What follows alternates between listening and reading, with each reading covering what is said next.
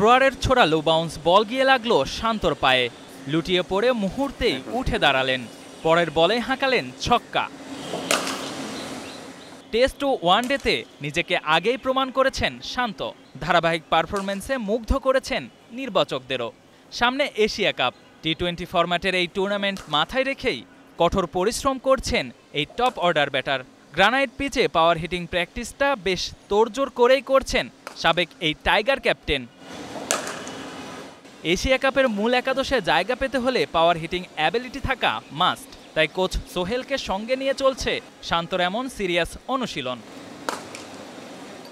গত কয়েক বছরে পাওয়ার হিটিংয়ে কিছুটা উন্নতি করেছে তানজিদ তামিম ইমনরা। চলতি বছরে 12 টি-20তে বাংলাদেশ সিক্সার হাঁকিয়েছে শখানা। তাই তো প্লেয়ারদের বড় শট খেলার সক্ষমতা আরও বাড়াতে দেশি কোচদের প্রশিক্ষণের জন্য পাওয়ার হিটিং কোচ জুলিয়ান উডকে উড়িয়ে এনেছে বিসিবি। সেখানেই পাওয়ার হিটিং প্রশিক্ষণ নিয়েছেন মোহাম্মদ সালাউদ্দিন, হান্নান সরকার এবং সোহেল ইসলামের মতো কোচরা।